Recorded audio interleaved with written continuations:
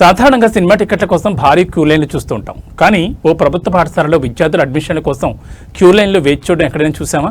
కానీ తెలంగాణలోని నల్గొండ జిల్లాలో ఈ అరుదైన దృశ్యం చోటు చేసుకుంది.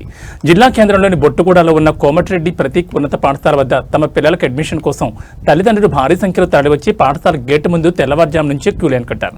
ప్రభుత్వ పాఠశాలలపై విశ్వాసం పెరుగుతుందనడానికి ఈ ఘటన నిదర్శనంగా నిలిచింది. కార్పొరేట్ స్కూళ్లకు దీటుగా పోటీగా మారిన ఈ పాఠశాలపై జిల్లా ప్రజలతో పాటు ఇతర జిల్లాల తల్లిదండ్రుల నుంచి కూడా విశేష స్పందన లభిస్తోంది. ఈ పాఠశాల మంత్రి కోమటిరెడ్డి వెంకటరెడ్డి తన సొంత నిధులతో అభివృద్ధి చేశారు. ఆధునిక సదుపాయాలతో రూపుదిద్దుకున్న ఈ పాఠశాలలో స్మార్ట్ క్లాసులు, ఏఐ ఆధారిత బోధన, డిజిటల్ ల్యాబ్స్ ఏర్పాటు చేశారు.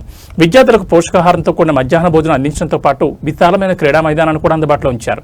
చదువుతో పాటు క్రీడలకు సమాన ప్రాధాన్యత ఇవ్వడం ఈ పాఠశాల ప్రత్యేకతగా మారింది. అనుభవజ్ఞులైన ఉపాధ్యాయులు అందిస్తున్న నాణ్యమైన బోధనతో విద్యార్థుల భవిష్యత్తుకు బలమైన పునాది పడుతుందని తల్లిదండ్రులు అభిప్రాయపడుతున్నారు. ఈ పాఠశాల పేరు ప్రతిష్టలు పెరగడంతో నల్గొండ జిల్లాతో పాటు ఇతర ప్రాంతాల నుంచి కూడా అడ్మిషన్ల కోసం భారీగా దరఖాస్తులు రావడం ప్రారంభమయ్యాయి. అయితే ఈ స్కూల్లో సీట్లు పరిమితంగా ఉండడంతో అడ్మిషన్ల కోసం పోటీ తీవ్రంగా మారింది. ఈ నేపథ్యంలోనే వివిధ జిల్లాల నుంచి వచ్చిన తల్లిదండ్రులు తెల్లవారుజాము నుండి పాఠశాల గేటు ముందు క్యూలు కట్టారు. కార్పొరేట్ స్కూళ్లకు ప్రభుత్వ విద్యలో కొత్త దశకు నాంది పలుకుతున్న ఈ పాఠశాలపై ప్రజలు ప్రశంసల వర్షం కురిపిస్తున్నారు.